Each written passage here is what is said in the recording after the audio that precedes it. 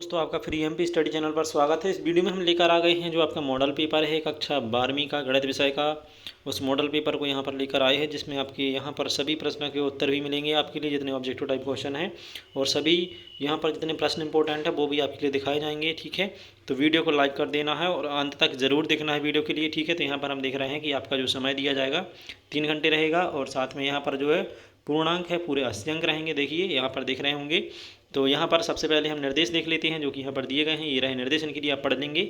इसके बाद में हम प्रश्न 1 की ओर बढ़ते हैं। यहाँ पर देखिए सही विकल्प चुनकर लिखिए। मैं पहला प्रश्न यहाँ पर पूछा है, माना फलन एफ आर टू आर इस प्रकार परिभाषित है कि फलन एफ एक्स 3x-4 तब एफ इनवर्स एक्स बराबर क्या होगा। ठीक है, तो ये बताना है। तो यहाँ पर एक्स बराबर क्या होगा ये बताएंगे आप। तो यहाँ पर जो पहला आंसर है आपका पहले वाले प्रश्न का वो फर्स्ट वाला, तो x + 4/3, तो ये हो जाएगा इसका सही आंसर। ठीक है, यहाँ पर आप देख पा रहे होंगे ये आंसर है इसका।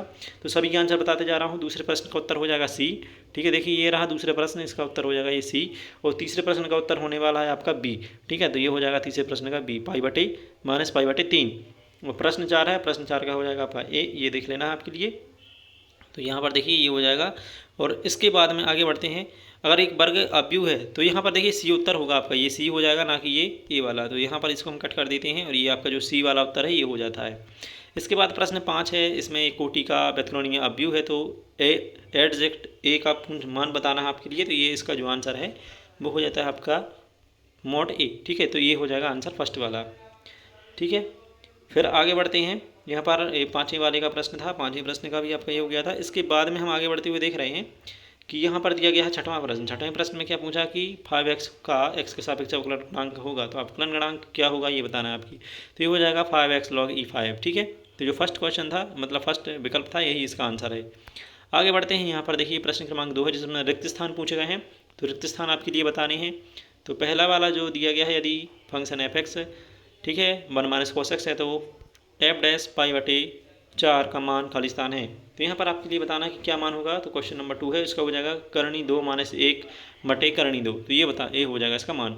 ठीक है, आपको लिए मैं लिख देता हूँ करणी 2 - 1 करणी 2, इसके लिए आप लिख लेंगे। ठीक है, इस प्रकार से इसका आंसर हो जाएगा। आगे है दूसरा प्रश्न, यहाँ पर है तो हमें इसका उत्तर क्या बताना है कि जो है एक समाकलन 2/3 0 से लेकर 2/3 तक है। तो dx/4x 9x वर्ग बराबर है। तो किसके बराबर है ये बताना है आपके लिए। तो ये किसके बराबर है π/24। तो यहाँ पर देखिए लिखेंगे पहले π/24, 24 के बराबर है। आगे बढ़ते हैं। तीसरा प्रश्न है, इसका उत्तर क्या हो जाएगा, अवकल समीकरण की कोटि क्या है, कोटि बतानी है यहाँ पर। तो इसकी कोटि हो जाएगी 2। ठीक है, यहाँ पर 2 हो जाएगी कोटि। अगले प्रश्न में क्या भरना है, यहाँ पर आपकी खाली स्थान में π/4। ठीक है, तो π/4 भर देना है। तो यहाँ पर π/4 हो जाता है। इसके बाद में है प्रश्न 5 जिसमें आपके लिए बताना है कि इष्टतम मान देता है तो क्या कहलाता है, इष्टतम हल कहलाता है। क्या कहलाता है, इष्टतम हल। तो यहाँ पर इष्टतम हल हो जाएगा। ठीक है, इष्टतम हल, तो यहाँ पर हल लिख लेना है। इस प्रकार से यहाँ पर ये भरेंगे। इसके बाद आगे बढ़ते हैं। यहाँ पर प्रश्न क्रमांक 6 है जिसमें पूछा है आपसे कि यदि किसी एक घटना के घटित होने की सूचना तो उसी घटना के घटित होने पर कोई प्रभाव नहीं डालती है तो ऐसी घटनाएं क्या कहलाती हैं। तो खाली स्थान में है तो ये क्या है, परतंत्र घटना कहलाती हैं। तो यहाँ पर लिख लेना है आपके लिए परतंत्र। ठीक है, परतंत्र घटना कहलाती हैं। आगे बढ़ते हैं। 7वां प्रश्न है कि सुसंगत क्षेत्र के बाह्य भाग के किसी भी बिंदु को क्या कहते हैं, तो असंगत क्षेत्र कहते हैं। ठीक है, असंगत क्षेत्र, तो यहाँ पर लिख लेना है असंगत। ठीक है, असंगत क्षेत्र, असंगत क्षेत्र कहलाता है। आगे बढ़ते हैं। यहाँ पर हम देख पा रहे हैं कि प्रश्न क्रमांक आपका आ चुका है 3 जिसमें सही जोड़ियाँ पूछी गई हैं। तो पहली सही जोड़ी का मैच किससे होगा ये बता रहा हूँ। पहली सही जोड़ी का मैच हो जाएगा आपका डी नंबर से। ठीक है, तो यहाँ पर ये हो जाएगी आपकी डी नंबर से मैच। इसके बाद में जो दूसरी सही जोड़ी है इसका मैच हो जाएगा आपका सी नंबर से, तो ये हो जाएगी सी नंबर से मैच। इसके बाद तीसरी सही जोड़ी है इसका हो जाएगा मैच आपका फर्स्ट नंबर से। और इसके बाद में जो 5वीं सही जोड़ी है मतलब चौथी सही जोड़ी है, चौथी सही जोड़ी का हो जाएगा बी नंबर से। और 5वीं वाली सही जोड़ी का हो जाएगा आपका एफ नंबर से। तो यहाँ पर देखिए 5वीं और 6वीं रह गई है, तो 5वीं का होगा एफ से, 6वीं का हो जाएगा आपका ई से। तो ये हो जाएगी 5वीं एफ और 6वीं हो जाएगी ई। तो ये हो गए इनके मिलान। आगे बढ़ते हैं नेक्स्ट अगले क्वेश्चन की ओर। तो यहाँ पर देखिए एक शब्द एक वाक्य में उत्तर पूछे गए हैं। तो यहाँ पर मैं बता रहा हूँ कि पहला जो प्रश्न है इसका उत्तर क्या हो जाएगा, x/2। ठीक है, x/2 हो जाएगा इसका उत्तर। इसके बाद में दूसरा प्रश्न है इसका हो जाएगा m/1। तो यहाँ पर m का मान बताना था, तो m बराबर क्या हो जाएगा 1। तो ये हो जाएगा। इसके बाद तीसरा प्रश्न है, तीसरा प्रश्न का उत्तर क्या होने वाला है, इसमें भी आपके लिए dx का मान ज्ञात करना है, मतलब अवकलन ही करना है। तो इसका मान हो जाएगा आपका 1/2। ठीक है, लिख रहा हूँ यहाँ पर, आपके लिए नोट कर लेना है। 1/2 कोष्टक के अंदर x वर्ग माइनस 1, ठीक है, कोष्टक बंद, और ई एक्स वर्ग प्लस सी, ये हो जाएगा इसके अवकलन का मान। फिर आगे बढ़ते हैं। तो अगला प्रश्न चौथे क्रमांक में है, इसमें आपके लिए मान बताना है इसको सॉल्व करके। तो इसका कितना मान आ रहा है, टोटल आ रहा है 3, तो यहाँ पर इसका मान हो जाएगा 3।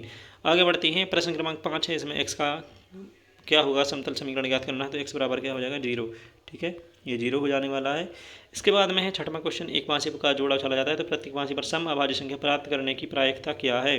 तो यहाँ पर इसका आंसर बताना है। तो क्या हो जाएगी, परिभाषित नहीं है, ठीक है, ये परिभाषित नहीं है, मतलब क्या प्रायिकता है वो बताएंगे। फिर उसके बाद में यहाँ पर इसका मान पूछा गया, तो इसका हो जाएगा मान कितना, 1/36। तो 1/36 होने वाला है मान किसका, सातवीं वाली क्वेश्चन का, 1/36। आगे बढ़ते हैं नए क्वेश्चन की ओर में। यहाँ पर अगला क्वेश्चन जो है 7 पूछे गए हैं। तो 7 देखिए, हम बता रहे हैं कि कौन सा क्वेश्चन क्या है, पढ़ लेना है आपके लिए। पहला वाला जो है वो सत्य है, ठीक है, दूसरा वाला भी सत्य है, तीसरा असत्य है, चौथा असत्य है, और आपका जो पाँचवा ये भी सत्य है। और इनके लिए आपको देख लेना है कि क्या है, ठीक है, एक बार पढ़ लेंगे फिर बताएंगे कि क्या है इनके आंसर, सही सत्य है, ठीक है। फिर आगे बढ़ते हैं। यहाँ पर देखिए सभी प्रश्न लिखने वाले हैं, इनके लिए देखते जाएं, और जो भी प्रश्न आ रहे हैं इसी पैटर्न पर आपका वार्षिक पेपर आने वाला है, तो इनके लिए जरूर से तैयार कर लें। तो प्रश्न छठवां है, छठवां का देख लेंगे, ये हो जाएगा। और सातवां प्रश्न ये है, सिद्ध कीजिए समुच्चय द्वारा प्रदत्त संबंध आर सम्मित है या नहीं। तो सम्मित किस प्रकार से सिद्ध करते हैं, ये आपके लिए आना चाहिए। फिर इस प्रकार से सरल करने के लिए पूछा जाता है, ठीक है। तो यह एक क्वेश्चन है, इसके लिए सरल करना है। फिर x का मान इसमें ज्ञात करना है। तो ये हो जाएगा इसका प्रश्न का मतलब प्रश्न हो जाएगा, k का मान ज्ञात करना है इसमें। प्रश्न 8 हो गया है k का मान ज्ञात करने के लिए, ठीक है। और प्रश्न 9 में क्या करना है, वृत्त के क्षेत्रफल के परिवर्तन दर है उसकी त्रिज्या r के ज्ञात कीजिए, जबकि r क्या है, 5 सेंटीमीटर। और फिर अगला प्रश्न है 10वां, इसमें आपके लिए dx का मान ज्ञात करना है, मतलब कि sec वर्ग x log x बटे x में आपको dx का मान ज्ञात करना है। फिर उसके बाद में sin x बटे करण x का dx अवकलन मतलब ज्ञात करना है। फिर इसके बाद में इसके लिए क्वेश्चन को देख लेंगे आप। इस प्रकार से सभी प्रश्न दिए गए हैं, सभी के लिए तैयार करना है, ठीक है। अगला प्रश्न है ये वाला, इसके लिए तैयार करेंगे। इस प्रकार के प्रश्नों को आप तैयार करेंगे, और इससे संबंधित जितने भी और प्रश्न बन रहे हैं उन सभी के लिए तैयार कर लेंगे, क्योंकि कोई भी प्रश्न जो है आपसे पूछा जा सकता है।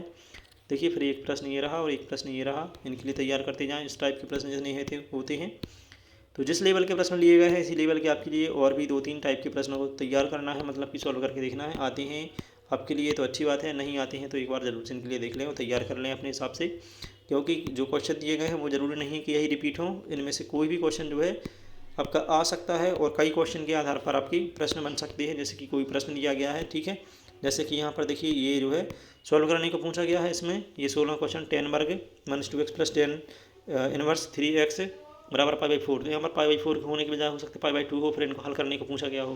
तो इस प्रकार से प्रश्न बदल सकते हैं, ठीक है। यहाँ पर इसे सिद्ध करने के लिए पूछा गया है, तो इन प्रश्नों में देखिए चेंज हो सकते हैं। बाकी जो प्रश्न हैं इसी प्रकार के आएंगे, इसमें मतलब कोई दो राय नहीं है कि प्रश्न बदल के आ सकते हैं, लेकिन प्रश्न आपके लिए तैयार रखने हैं कि इस प्रकार के ही आते हैं, ठीक है।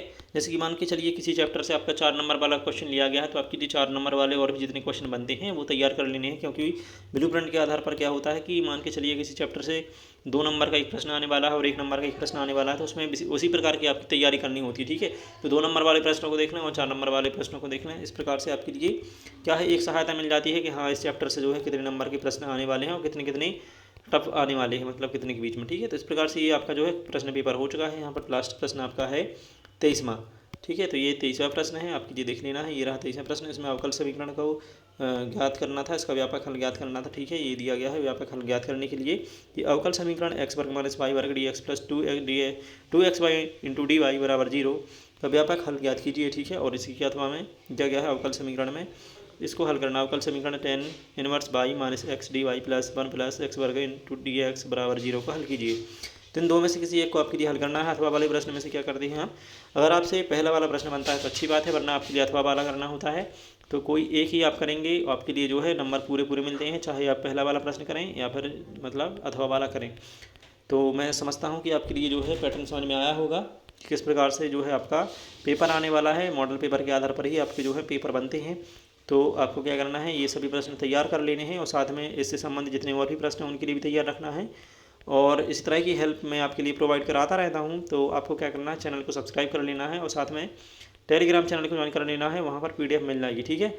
सो अगर आप अभी तक वीडियो देख रहे हैं तो आप थैंक यू, और चैनल को ज्वाइन कर लीजिए। आपके लिए जो है टेलीग्राम चैनल की लिंक इस वीडियो के डिस्क्रिप्शन में मिल जाएगी, और साथ में मेरा एक दूसरा चैनल भी है रामू सिंह ब्लॉग्स के नाम पे, तो उसको जाकर सब्सक्राइब कीजिए। वहाँ पर मैं जो भी ब्लॉग डालूंगा आपके लिए अवेलेबल हो जाएगा, मतलब देखने को मिल जाएगा।